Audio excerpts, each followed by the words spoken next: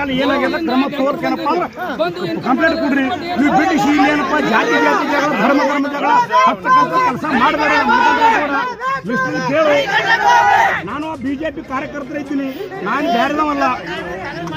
ಇಲ್ಲ ಹಂಗಲ್ಲ, ಇಲ್ಲಿ ಬಂದು ಅಂತ ಸೃಷ್ಟಿ ಮಾಡೋದು ಬೇಡ ಬೇಡ ಬೇಡ.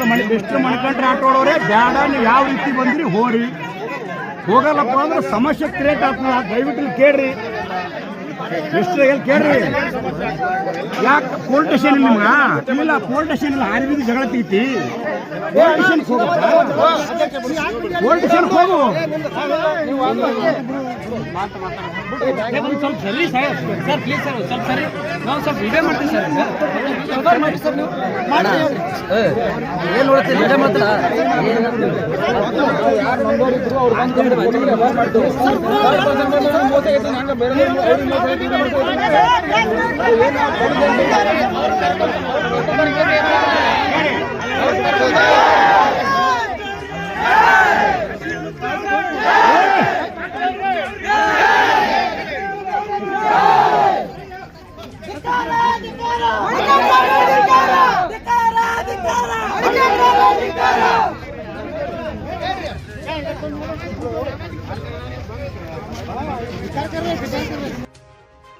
ಜೈ ಜೈ ಶ್ರೀರಾಮ್. ಬಿಡ್ರಿ ಪ್ಲೀಸ್, ದಯವಿಟ್ಟು ಕೈ ಬಿಡ್ರಿ, ದಾರಿ ಬಿಡ್ರಿ. ಸರಿ ಕೇಳ್ರಿ.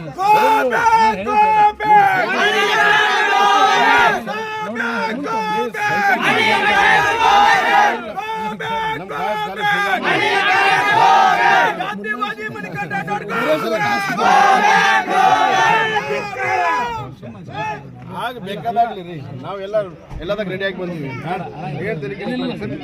ನೀವು ಅವ್ರಿಗೆ ಬ್ಯಾರಿಗೇಡ್ ಕೊಡೋದು, ಅವ್ರಿಗೆ ಪೊಲೀಸರ ಭದ್ರತೆ ಕೊಡೋದು, ಯಾವ ಏನೋ ಪೂರ ತೀಸ್ಮಾರ್ಕನ ಭದ್ರತೆ ಕೊಡಕ್ಕೆ ಅವ್ನಿಗೆ ಎಲ್ಲ ಸೈನ್ಸ್ಗೆ ಸವಾಲು ಹಾಕೋನು ಜೂಟ ಡೋಂಗಿ ಮಾಡಿ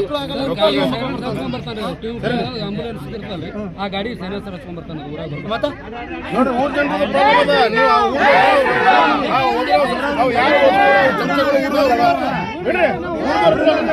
ನೀವು ಊರ್ದವ್ರು ಕರೆಸಿ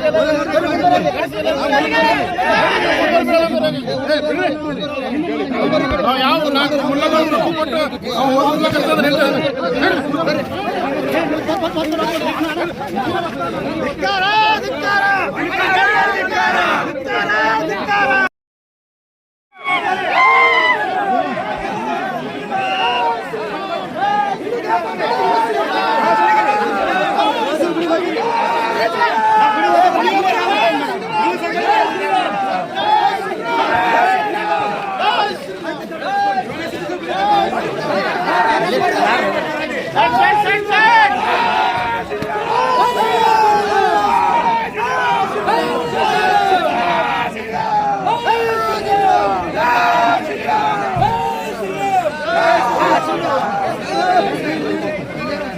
ಜೈ ಜೈ ಶ್ರೀರಾಮ್, ಜೈ ಜೈ ಶ್ರೀರಾಮ್, ಜೈ ಶ್ರೀರಾಮ್. ನಾವು ಬರ್ಲಿಕ್ಕೆ 1 ವರ್ಷ ಐತ್ರಿ. ನಮಗೆ ಬರೀ 1 ತಿಂಗಳು ಗುರುವಾರ ಬಂದಿದ್ದೇವ್ರಿ. ನಮಗೆ ಚಲೋ ಆಗ್ಯದ್ರಿ. $1 ರೂಪಾಯಿ ತೊಂದಿಲ್ರಿ, ಯಾವ ಔಷಧ ಇಲ್ಲ, ಏನಿಲ್ಲ. ಮೊದಲು $1 ರೂಪಾಯಿನೂ ಕೊಟ್ಟಿಲ್ರಿ ನಾವು. ಎಲ್ಲ ಸುಳ್ಳು ಹಾಪದ್ರಿ, ಎಲ್ಲ ಸುಳ್ಳು ರೀ, ಎಲ್ಲ ಸುಳ್ಳು. ಸಾಕ್ಷಿ ಅದಾರಿ, ನಮ್ಮ ಮಗು ಸಾಕ್ಷಿ ಅದಾರಿ. ನಮ್ಮ ಮಗು ಸಾಕ್ಷಿ ಅದಾರಿ. ಎಲ್ಲ ಸುಳ್ಳು ಅಪರಾಧನೇ ರೀ ಅನ್ನುವಂತ ಒಬ್ಬ ವ್ಯಕ್ತಿ ಇಲ್ಲಿ ದರ್ಗಾದಲ್ಲಿ ಇದ್ದಾನೆ ಅನ್ನುವಂತ ಒಂದು ಮಾಹಿತಿ. ಮಕ್ಕಳಾಗದೇ ಇರೋರಿಗೆ ಮಕ್ಕಳಾಗ್ತವೆ ಅನ್ನುವಂತ ಒಂದು ಭಾವನೆ ಮೇಲೆ ಬಹಳಷ್ಟು ಜನ, ಸಾವಿರಾರು ಜನ ಬರ್ತಾ ಇದ್ದಾರೆ ಅಂತ ಒಂದು ಮಾಹಿತಿ.